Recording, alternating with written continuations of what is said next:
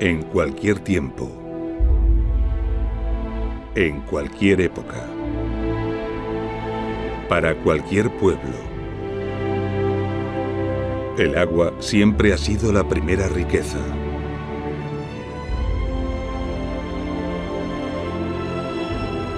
Y Roma no fue una excepción.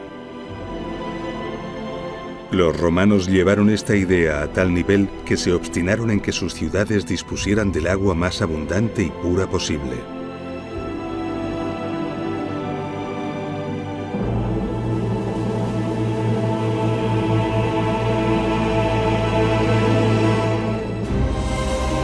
Para lograrlo, inundaron el imperio de osadas obras de ingeniería destinadas a transportar las aguas desde los más ricos manantiales hasta sus ciudades. Obras sobrecogedoras, inigualadas hasta nuestros días y que muchas de ellas, a pesar de los siglos, aún perduran.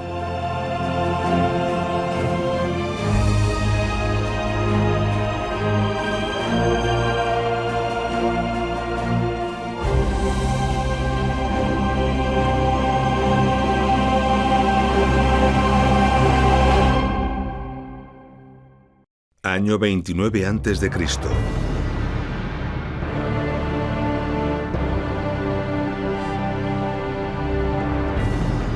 El emperador Augusto queda dueño absoluto del mundo romano. Augusto emprende la gran tarea de reorganizar el imperio que ahora tenía bajo su control. Dentro de su estrategia de reestructuración del territorio, Augusto decide el establecimiento de la colonia Nemausus como gran ciudad de la provincia narbonense. Nemausus iba a ser una importante ciudad, una ciudad con una población estimada de 60.000 habitantes.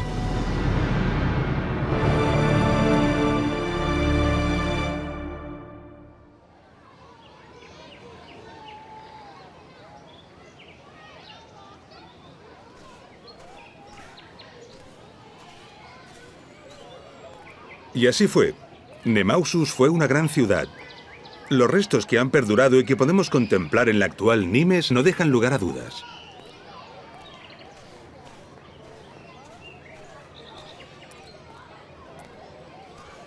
Una ciudad de tales dimensiones, con una población tan numerosa, debía tener preparado un importante suministro de agua. Los romanos conocían la existencia de un manantial en el mismo emplazamiento que deseaban para la ciudad. Un manantial considerado sagrado por los celtas y que en la actualidad todavía alimenta los canales de este parque. Sin duda, uno de los parques públicos más antiguos de Europa.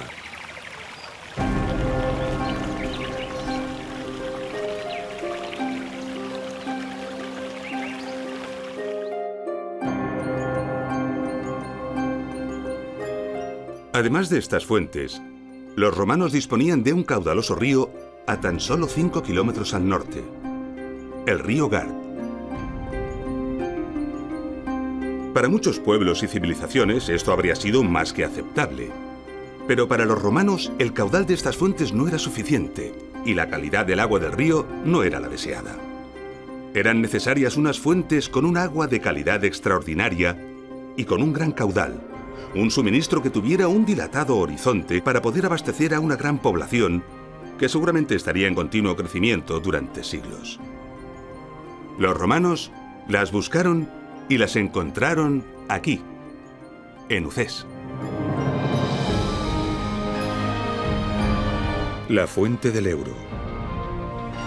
Un poderoso manantial que hoy, 2000 años después de ser aprovechado por los romanos y tal y como ellos sospecharon, sigue brotando con un poderoso caudal y una extraordinaria calidad.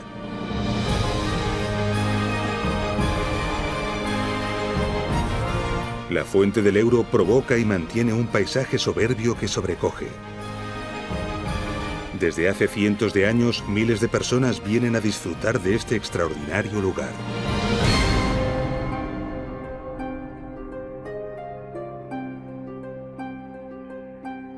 Pero la fuente del Euro estaba a 21 kilómetros en línea recta del emplazamiento deseado para la ciudad. Además, Todo el terreno al norte de Nimes es muy abrupto. Y entre la ciudad y las fuentes se desarrolla el profundo cañón del río Gard que sería necesario cruzar transversalmente. ¿Cómo trasladar el agua salvando esta enorme distancia y superando los obstáculos que el territorio ofrecía? Los ingenieros romanos sabían cómo hacerlo. Construirían un canal, construirían un acueducto. Así que los mejores ingenieros debieron ser convocados. Era necesario proyectar y construir rápidamente. La ciudad no podría funcionar sin la garantía del recurso vital. Pero antes de todo era necesario asegurar que la ubicación deseada para la ciudad era posible.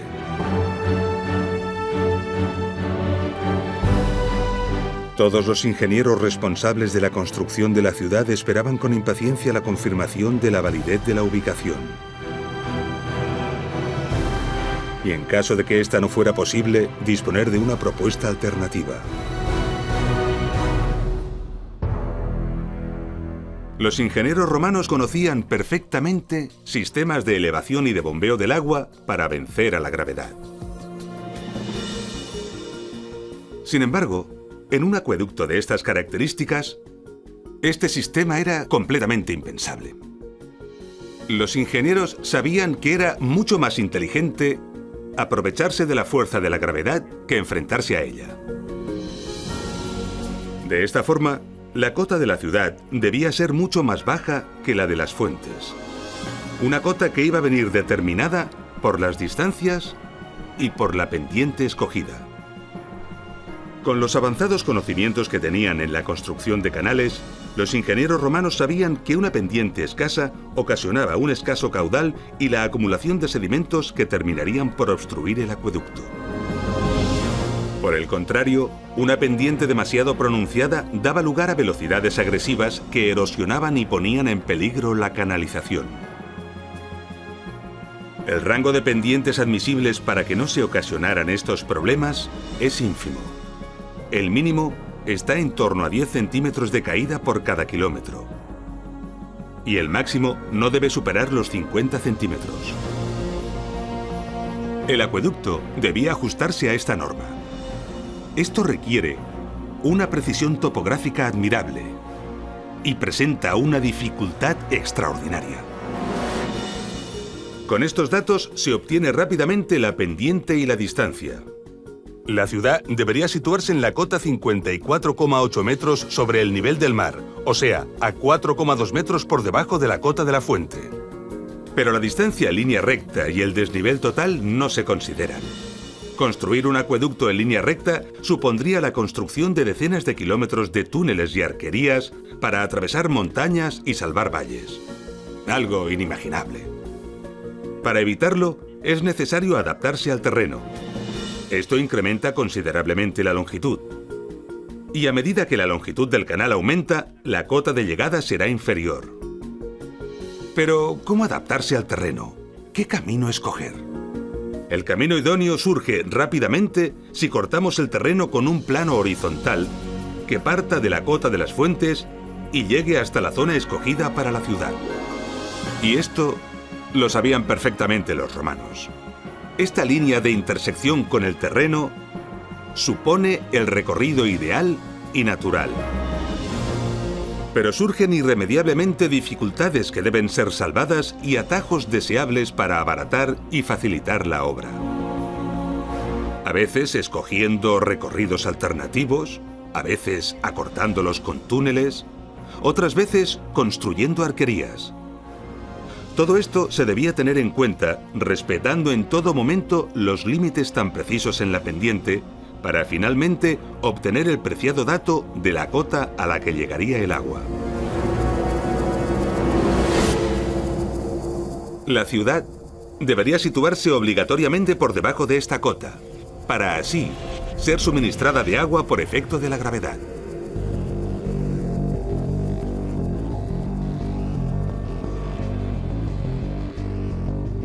Pero, ¿Cómo podían calcular esto los romanos en un abrupto territorio de tantos kilómetros cuadrados? Esto es toda una proeza. ¿Cómo lo lograron? Sabemos que fue imprescindible levantar un mapa preciso.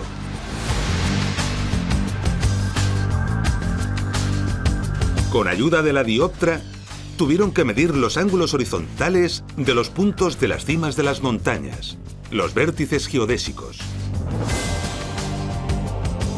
Los topógrafos romanos debieron señalizar las cimas de las montañas y otros elementos relevantes del territorio que deseaban medir. La dioptra permite apuntar con certeza a cada uno de estos elementos y medir con precisión los ángulos horizontales que formaban respecto a su posición. Esto se debió repetir desde multitud de puntos distintos con el fin de obtener una colección de triángulos de los que conocían los ángulos. Después, por trigonometría, calcularon las distancias. Con esta información se puede construir un mapa de precisión del territorio. Hoy a esta ciencia se le llama geodesia. Pero además, en este caso, se iba a construir un canal. Así que debieron medir también los ángulos verticales entre los vértices de los triángulos formados y entre estos y los fondos de los valles. De esta forma lograron también calcular las alturas de todos los elementos de interés, información que debió ser incorporada al mapa del territorio. Un mapa completísimo conteniendo distancias y alturas. Y con todos estos datos, se calculó y se decidió el trazado exacto del acueducto. Los terrenos que atravesaría en cada tramo, la mejor solución técnica para cada caso, los esfuerzos constructivos, los túneles que serían necesarios, las arquerías que deberían construirse. En definitiva, se podía medir y valorar la obra. Y se podía averiguar el dato que los ingenieros encargados de construir la ciudad tanto necesitaban: la posición adecuada donde levantar la ciudad. El abastecimiento estaba asegurado y podía enviarse la noticia a Augusto de que su fundación era posible y acertada.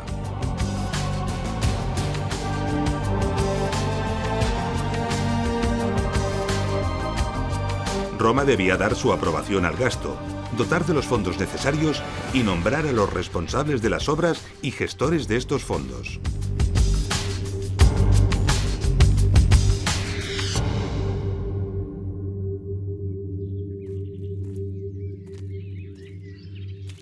La precisión necesaria para definir el trazado de un acueducto como el de Nimes deja atónitos a los ingenieros modernos. Pero definir el trazado es solo el principio. Construir las canalizaciones, levantar las arquerías, perforar los túneles, exige a los ingenieros romanos una gran cantidad de conocimientos, técnicas constructivas y experiencia.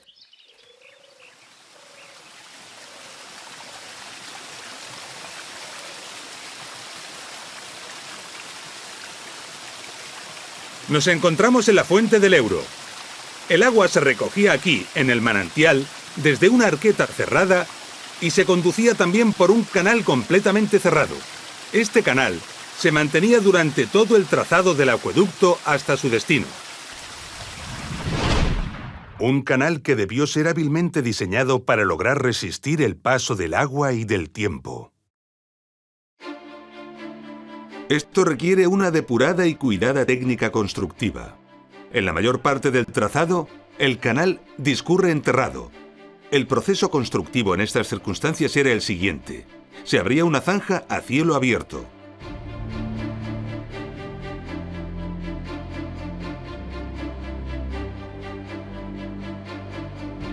En esta zanja se colocaba una solera de piedras gruesas y sobre ella una solera de opus caementicium, el famoso hormigón romano. Después, se levantaban encofrados de madera para alzar los muros laterales con pequeños sillares y argamasa. Para cerrar el canal, a fin de protegerlo de la intemperie y de la luz, se construía mediante una cimbra la bóveda de mampostería y argamasa. El canal era impermeabilizado mediante un mortero especial. Y finalmente, el conjunto se cubría con tierra.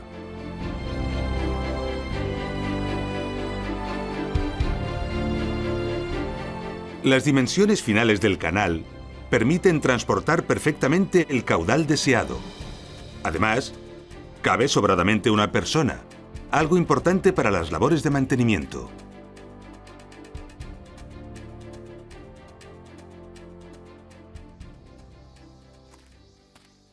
Aquí, en Ucés, tenemos uno de los restos del canal, seccionado, que nos delata perfectamente todos los aspectos de la técnica constructiva. Bajo la solera, aunque no se ve, los cantos gruesos. Las paredes, de pequeña mampostería y argamasa, igual que la bóveda. Y aquí, el mortero impermeabilizante. La impermeabilización del acueducto era muy importante, porque las fugas de agua no solamente provocaban pérdidas de caudal, sino que además podían descalzar y dañar gravemente la obra. Este mortero, que era un impermeabilizante excelente, estaba formado a base de cal y cerámica molida, normalmente ladrillos o tejas. Este mortero se llamaba opus igninum, y aquí podemos verlo perfectamente. En las juntas de hormigonado, los ingenieros romanos pusieron un cordón de este material. Esto es debido a que las juntas de hormigonado son las que más sufren este problema, principalmente por la dilatación. Este cordón llamado bocel resuelve el problema a la perfección. Podemos observar que la superficie final de las paredes está recubierta con esta especie de pintura roja. Toda la canalización del acueducto de Nimes está recubierta de esta forma. Desconocemos su utilidad, pero algunas teorías apuntan a una función bactericida.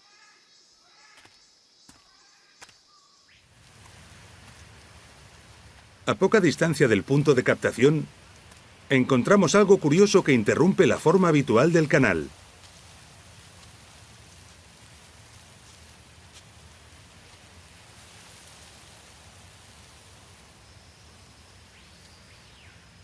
En poco tiempo de observación, un técnico moderno entiende perfectamente su función. El agua llegaba por aquí, proveniente de las fuentes, y se encontraba con un ensanchamiento en forma de arqueta y una derivación. Las guías realizadas en la piedra nos indican que aquí hubo unas compuertas.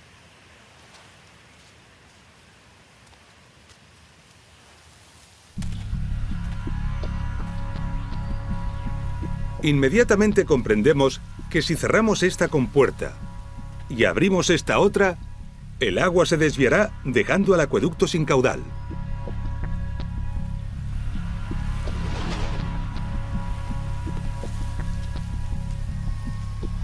Podemos reconstruir de forma evidente y sencilla cómo funcionaba. Las compuertas no solo servían para desviar la totalidad del agua y dejar seco el acueducto, sino que también servían para regular el caudal desviando el no deseado. A partir de aquí, el canal continúa hasta Nimes enfrentándose al reto orográfico. Las alternativas al trazado natural del canal apoyado en el suelo pueden ser muchas.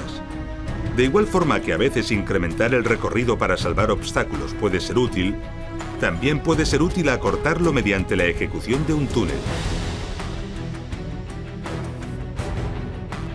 Para realizar los túneles en el acueducto de Nimes, los ingenieros romanos primero delimitaron los tramos, luego los replantearon y finalmente realizaron pozos de registro regularmente distanciados. Llegados al fondo del pozo, excavaban el canal en ambas direcciones, trasladando el replanteo con la ayuda de plomadas.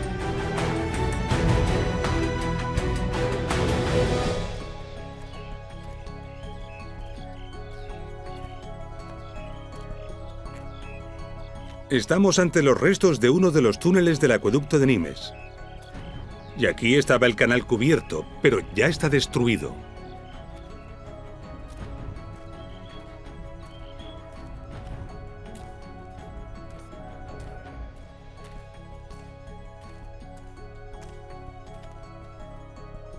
Aquí tenemos un primer pozo de registro.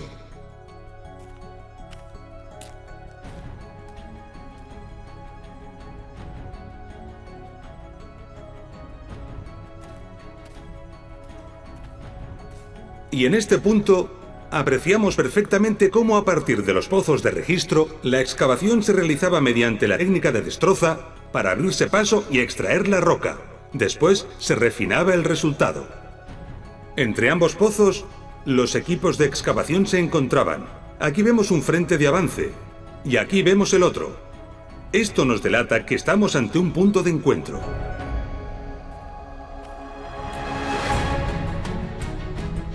Todo esto debió realizarse sobre todo cuidando el nivel del suelo, que es la clave del éxito del canal.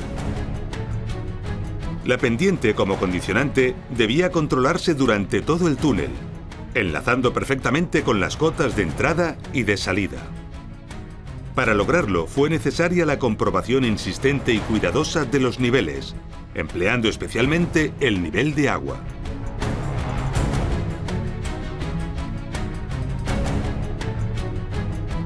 En ocasiones, para salvar valles, los ingenieros romanos construían arquerías.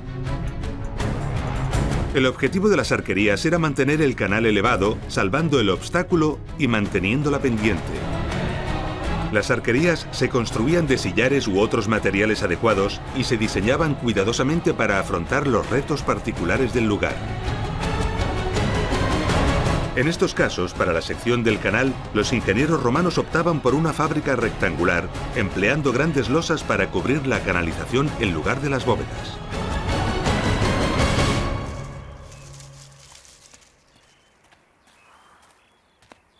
En las partes agrestes, por donde cruzaba el trazado del acueducto de Nimes, podemos ver algunas de las arquerías que fueron necesarias para cruzar algunos de estos barrancos. Y aquí tenemos una de ellas. Y podemos ver que esta arquería está construida de pequeña mampostería rellena de hormigón, gracias a que hoy el puente está roto. Como curiosidad, podemos ver que este puente tuvo serios problemas en época romana. En el paramento se aprecia claramente que tuvo filtraciones. Y por ello tuvo que ser reforzado con este nuevo muro exterior.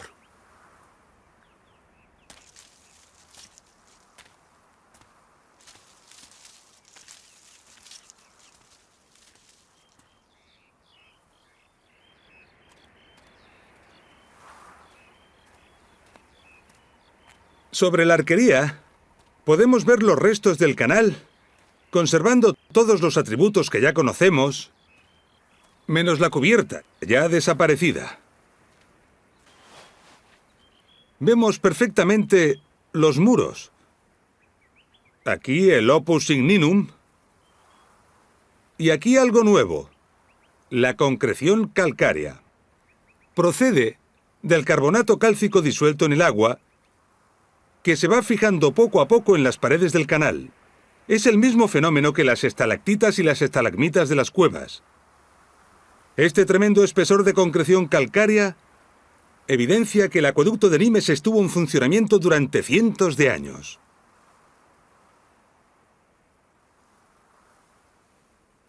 Sobrecoge contemplar estas imágenes en las que podemos observar al acueducto de Nimes, cómo a pesar de estar abandonado desde hace casi 2000 años y sometido a la agresión inexorable del tiempo, se resiste a morir. Con todo lo visto, quizá podamos comprender ahora la magnitud de este colosal proyecto. El acueducto de Nimes tiene un impresionante recorrido de 52 kilómetros.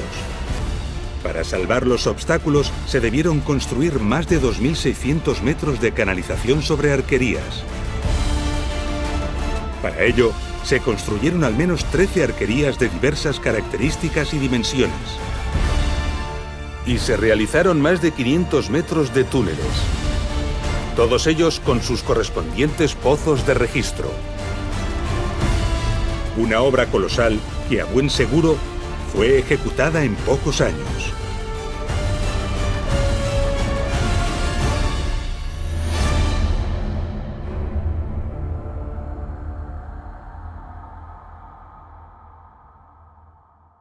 Impresionante. Pero hemos olvidado una de las grandes dificultades que la construcción del acueducto de Nimes implicaba: Salvar el profundo cañón del río Gard.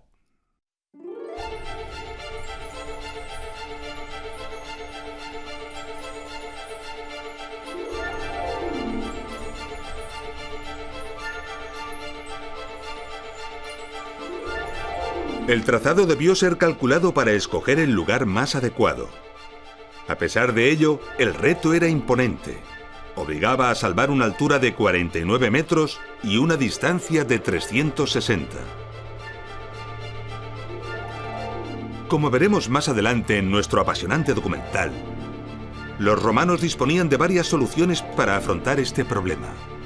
Sin embargo, en Nimes optaron por la más osada y al mismo tiempo la más bella.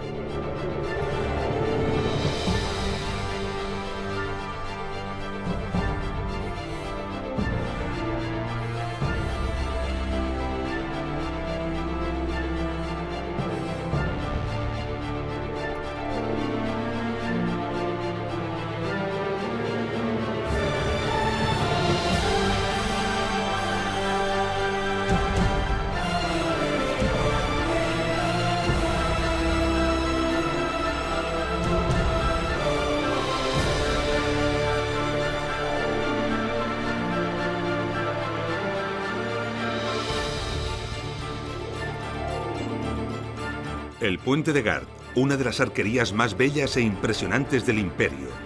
Formado por unos 11.000 bloques de piedra, la mayor parte de ellos con un peso de 6 toneladas, se eleva imponente como un edificio de 16 plantas. 50.400 toneladas de piedra. Los ingenieros romanos planificaron y levantaron una extraordinaria estructura que debía resistir las enormes y demoledoras tensiones provocadas por los vientos y las frecuentes crecidas del río Gard. Su éxito fue tal que aquí lo tenemos 20 siglos después.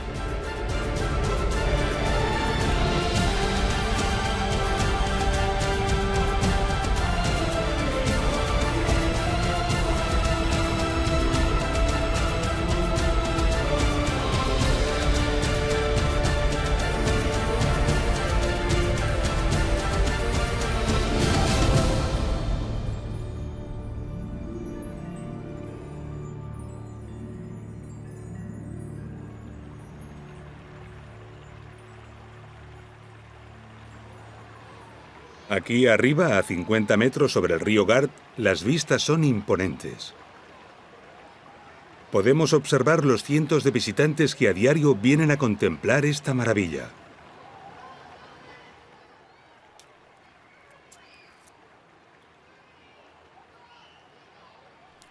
Estamos sobre la canalización, que en algunos tramos está desprovista de las losas que la cubrían. A lo largo de ella podemos apreciar los detalles constructivos que ya hemos ido conociendo. La solera, con su pendiente imperceptible a simple vista. La impermeabilización. La concreción calcárea.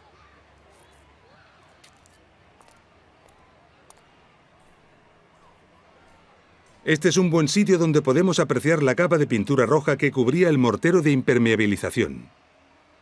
Y unos pasos más adelante, en el borde inferior, podemos ver el bocel.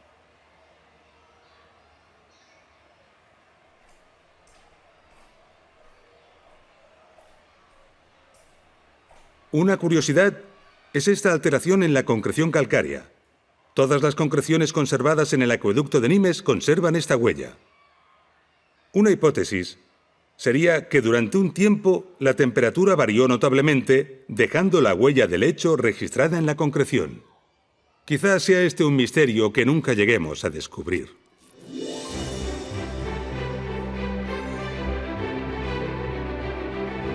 Y así, el acueducto de Nimes, tras 52 kilómetros de recorrido, salvando todos los obstáculos y manteniendo la delicada pendiente, alcanza la cota requerida, el lugar donde entregar el agua que debía alimentar a la ciudad de la antigua Nimes. Esta cota está aquí, en la calle del Alampés de la actual Nimes. Estamos a 21 kilómetros en línea recta de la fuente del Ebro, pero tan solo a 12 metros y 30 centímetros de diferencia de altura. La ciudad debía situarse obligatoriamente por debajo de esta cota. Y este es el lugar a donde llegaba el agua y desde donde se distribuía, el Castellum Divisorium.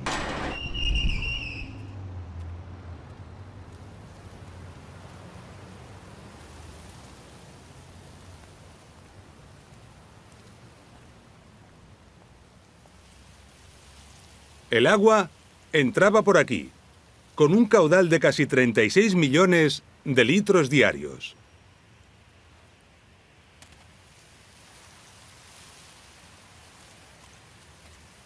Cada litro de agua que salía por esta boca tardaba 12 horas en recorrer los 52 kilómetros que la separan de las fuentes de Ucés. El Castellum Divisorium, como su nombre indica, se encargaba de recoger el agua y distribuirla a la ciudad a través de diversas conducciones. Cada una de ellas era destinada a un uso distinto o a un barrio diferente. Después de garantizar el caudal para los usos prioritarios, el agua sobrante era evacuada por 3 tubos verticales que se encontraban en estos 3 agujeros. Esto permitía mantener un caudal mínimo de agua en el alcantarillado de la ciudad. De esta forma, se conseguía una limpieza eficaz del alcantarillado, asegurando la salubridad en la ciudad, no solo para evitar los malos olores, sino sobre todo, las enfermedades.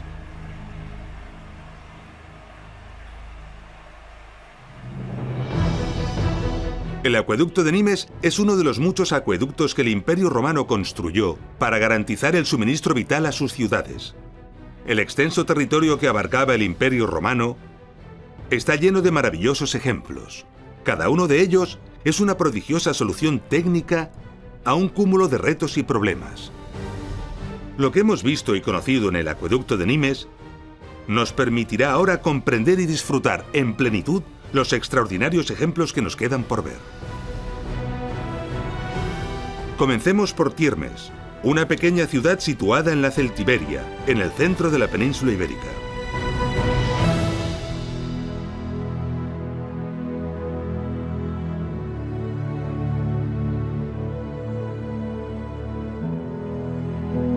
Tiermes está enclavada en un territorio a gran altitud y con un clima continental extremo.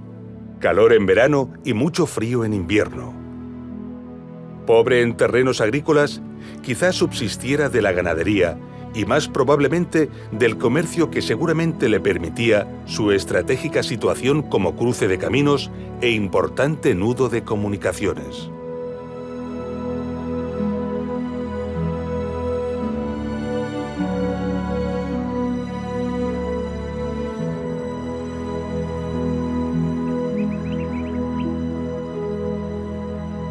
Tiermes siempre fue una ciudad modesta.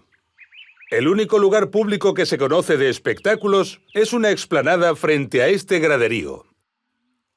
Como puede verse, está burdamente tallado en la roca y tiene una capacidad para apenas unos cientos de personas.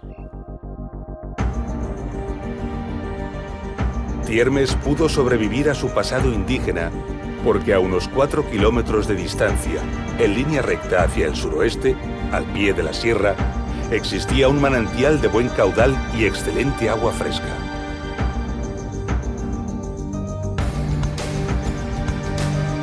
Los ingenieros romanos planificaron un canal de unos 6 kilómetros de longitud que tuvo que atravesar un terreno tortuoso y con continuos afloramientos rocosos.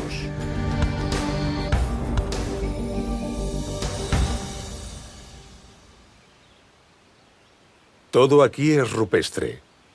Todo está excavado en la roca o se apoya en ella. Y el acueducto no es una excepción. Gran parte del canal está abierto directamente en la roca viva. Su curiosa forma nos delata que estaba cubierto por losas, o más probablemente tablones de madera.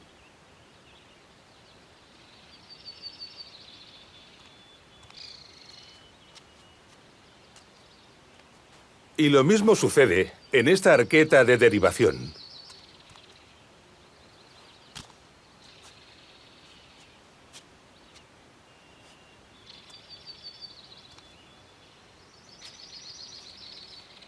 Podemos ver que incluso esta pequeña compuerta para derivar el agua o controlar el caudal es de roca.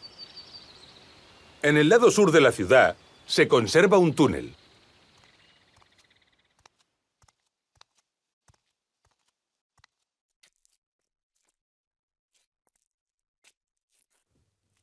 Este túnel tiene casi 200 metros de longitud. Como singularidad que solo se ve en pocos casos, observamos que los pozos de registro tienen un rebaje en el fondo que hacía las funciones de arenero. Es decir, un recipiente para recoger los sólidos sedimentados que el agua arrastraba. A este método para separar los sólidos del agua se le llama decantación. Así que estos areneros son pequeños decantadores. Tiermes era una ciudad pequeña y poco importante, pero fue dotada de un acueducto relevante en cuanto a características y esfuerzo constructivo. Esto evidencia la importancia que los romanos daban a disponer en sus ciudades de agua de calidad. Y Tiermes no fue una excepción. Todo el imperio estaba sembrado de ciudades modestas, provistas de acueductos impresionantes. Veamos otro ejemplo representativo de esta afirmación. A tan solo 250 kilómetros de Tiermes, encontramos el acueducto de Albarracín a Cella.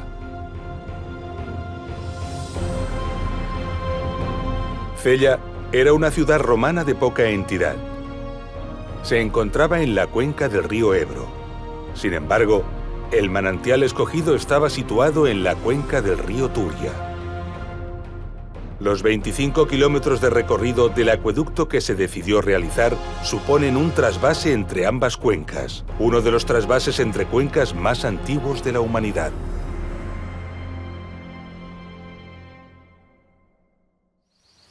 El acueducto de Albarracín es una de las muchas maravillas olvidadas o desconocidas de la antigüedad.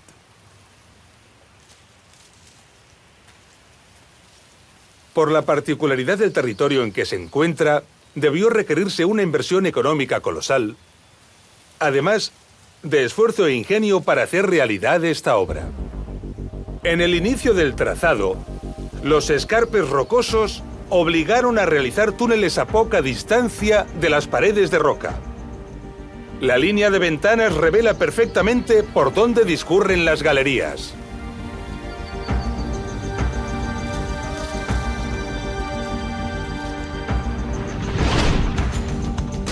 La inconsistencia de la roca desaconsejaba realizar un canal en la superficie del escarpe.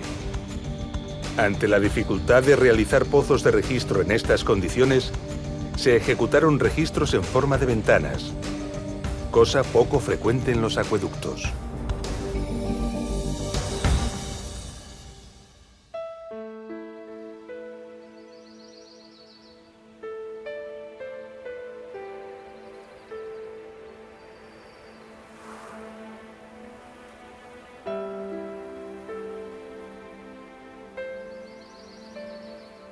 Pasearse por este territorio nos hace comprender la osadía que los romanos desplegaron para enfrentarse a este proyecto.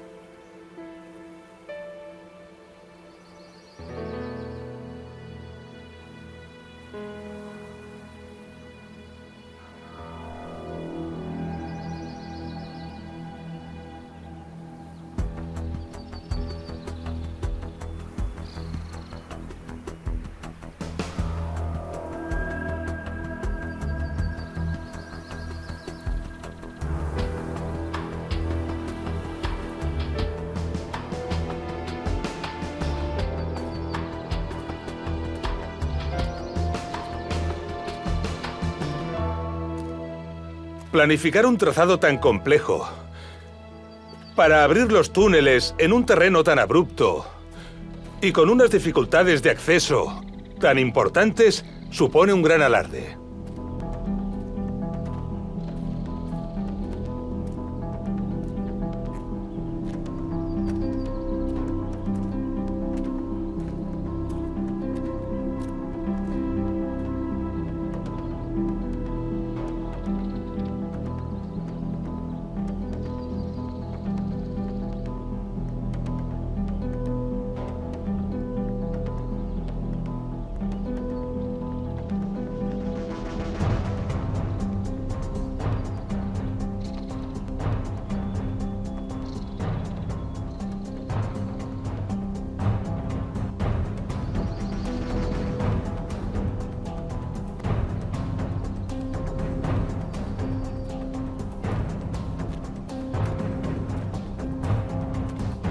A las dificultades de planificación del trazado, se unieron además serios problemas constructivos. Recordemos que la consistencia de estas rocas es muy mala. Podemos ver cómo en la actualidad se han instalado estas mallas para evitar la caída de las rocas.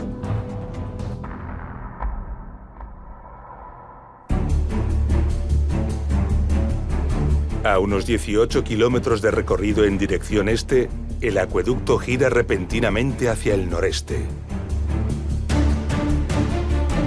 Una gran meseta se interpone hasta su destino. Rodearla no es posible, porque forma la línea de vertientes que separa las cuencas de los ríos Turia y Ebro. Solo hay una solución: perforarla. Pero perforarla suponía un túnel de 5 kilómetros de longitud, a los que habría que añadir sus correspondientes pozos de registro.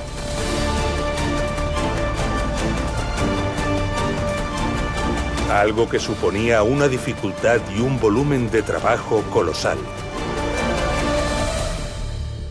Y aún así, lo hicieron.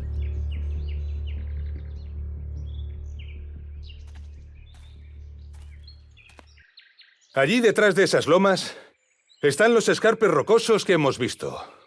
El canal recorría este valle exactamente por allí para enfrentarse a la meseta justo en este punto.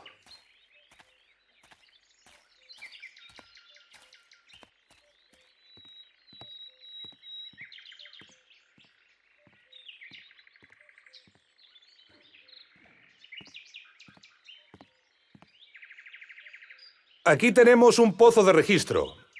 Recordemos que estos pozos servían para efectuar las labores de mantenimiento, aunque mientras circulaba el agua, estaban cubiertos.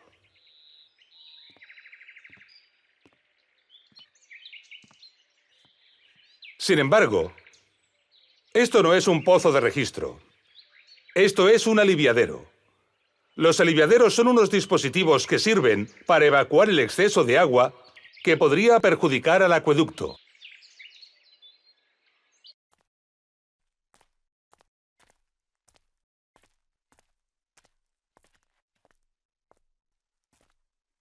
De los 5 kilómetros de túnel, actualmente solo hay accesibles 120 metros. Estos huecos que vemos aquí son muy comunes en todas las galerías y túneles antiguos. Los utilizaban los obreros para poder iluminar el avance de las obras y la propia galería.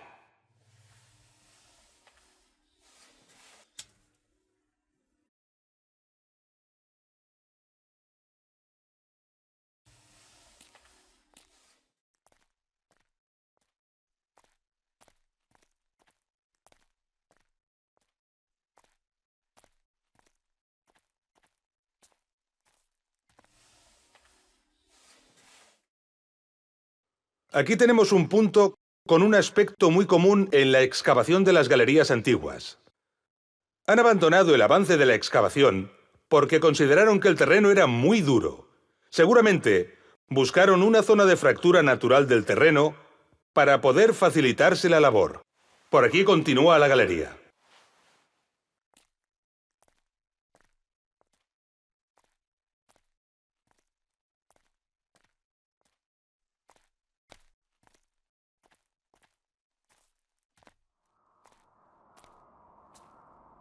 Y aquí vemos una diaclasa, la fractura natural del terreno que los excavadores buscaban para facilitar la labor de avance.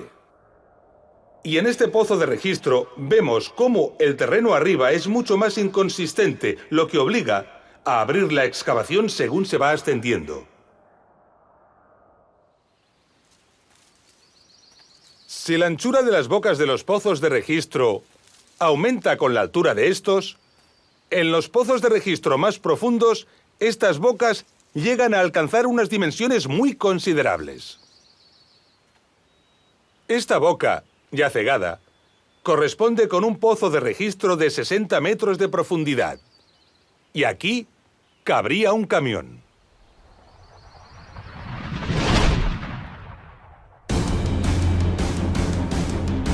Solo ejecutar este pozo supone un trabajo impresionante. Si la distancia media entre pozos es de unos 50 metros, se debieron ejecutar alrededor de unos 100 pozos. Muchos de ellos de unos 60 metros de profundidad. Eso supone unos 35.000 metros cúbicos de roca excavada a mano. Algo verdaderamente colosal.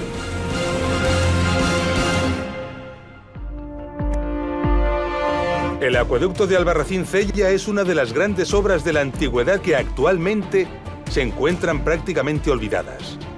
Una obra que alberga un increíble esfuerzo constructivo digno de ser admirado y considerado. Valoremos ahora la decisión de realizar un trabajo de este calibre para abastecer de agua a una ciudad tan modesta como fue Cella, que además tenía una considerable surgencia de agua junto a ella: el nacimiento del río Jiloca.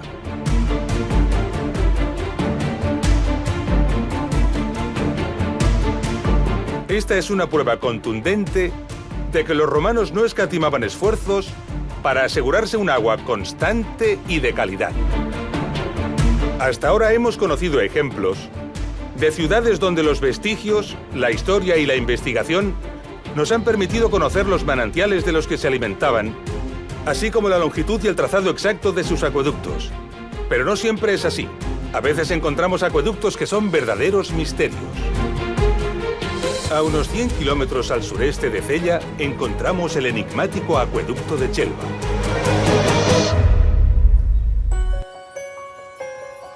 Este acueducto recibe el nombre de este pequeño pueblo de España, que es donde se encuentra la parte conocida del trazado. No ha podido recibir el nombre de la ciudad a la que suministraba porque es algo que en la actualidad se desconoce. Chelva, a pesar de encontrarse en un territorio mediterráneo de escasez de agua, es una ciudad privilegiada en esta cuestión. Tiene tantas fuentes naturales que incluso hay una ruta turística que las une para poder visitarlas.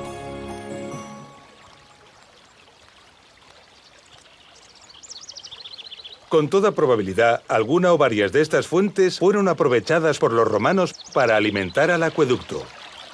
Esta fuente, por la cota en la que se encuentra, es una buena candidata, la llamada Fuente de la Gitana.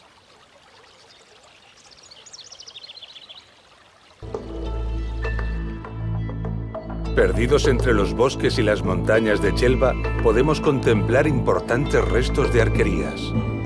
Muchas de estas arquerías están destruidas no porque no hayan resistido el paso del tiempo, sino principalmente por el expolio de sus sillares sufrido durante siglos.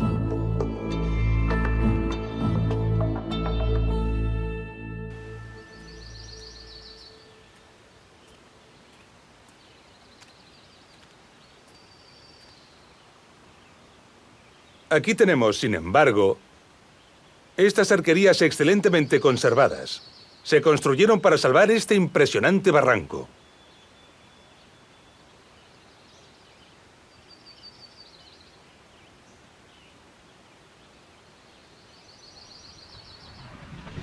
Una vez fuera de uso el acueducto, los cajeros que transportaban el agua fueron destruidos y se utilizó durante siglos para pasar mulos y personas. Esta posible función y lo inhóspito del lugar, añadido a su difícil acceso, han preservado a esta arquería del expolio de sus piedras. Transportar estos pesados sillares por este abrupto lugar, a pesar de la excelente calidad de su piedra, es demasiado costoso. Un trabajo que, sin embargo, no disuadió a los constructores para traer hasta aquí estos pesados bloques de roca desde una gran distancia, ya que el tipo de roca de estos sillares no se corresponde con el de las rocas del lugar, que son de muy mala calidad para la talla.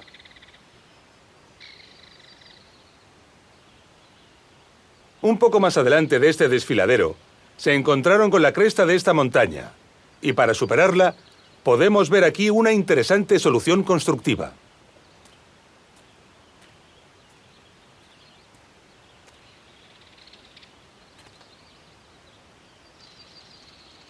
Para atravesar esta cresta, los romanos pensaron en la solución de un túnel. Sin embargo, los peligrosos agrietamientos de esta roca les obligaron a cortar toda la cresta hasta arriba, en toda la altura.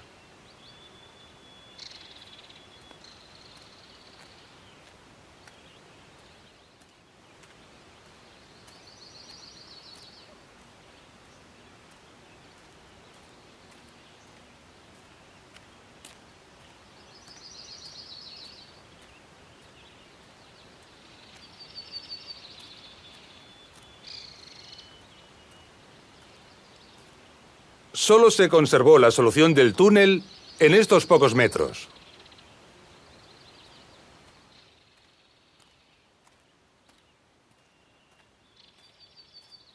Podemos observar el gran número de grietas y fracturas y la inconsistencia de la roca. Este túnel debió dar más trabajo del que los ingenieros romanos pensaron inicialmente.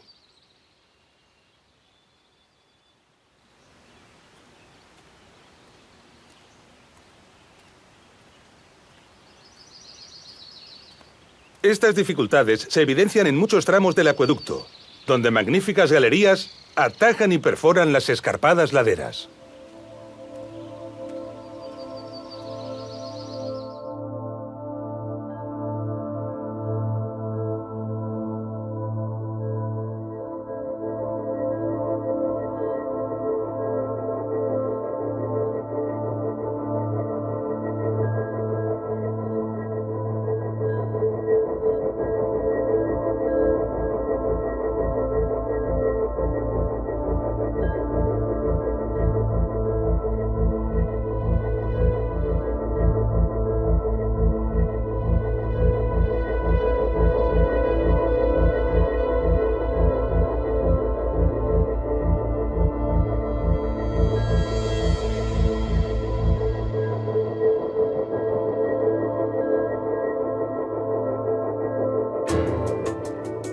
Los motivos por los que el acueducto de Chelva fue construido, las fuentes de las que se alimentaba gran parte de su trazado y la ciudad a la que suministraba son todavía hoy un misterio. Podemos sospechar que la ciudad de destino pudo ser la antigua Edeta, la actual población de Liria, donde se han encontrado restos de importantes complejos termales. Pero en realidad aún no lo sabemos. Sin embargo, un detallado estudio aplicando las reglas de diseño y nivelación que conocemos de los acueductos podría despejar estas incógnitas. Estamos al final de nuestro recorrido. En este documental hemos aprendido lo que es un acueducto, las reglas que rigen su diseño y la dificultad que representa su aplicación. Hemos reflexionado sobre la necesidad de obtener mapas precisos para la planificación de la obra y, por lo tanto, la necesidad del dominio de la ciencia topográfica. Hemos visto los conocimientos y las técnicas necesarias para construir e impermeabilizar los canales, perforar los túneles, levantar las arquerías y distribuir el agua.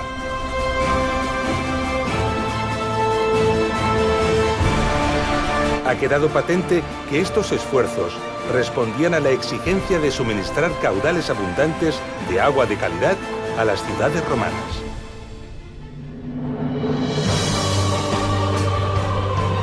Lo hemos visto en acueductos de gran dificultad constructiva, cuyo destino eran ciudades muy modestas.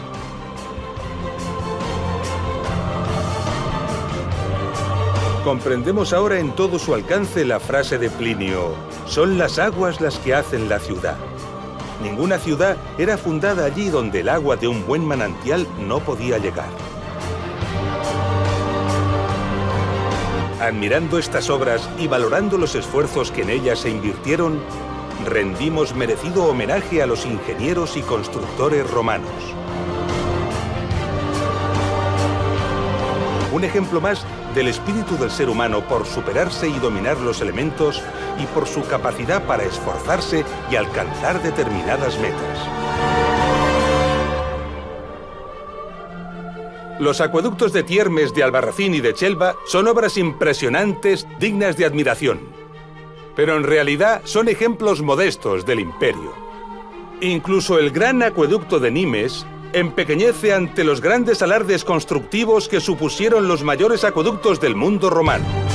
Ejemplos verdaderamente sobrecogedores y apasionantes que llenarían sin duda alguna muchos documentales.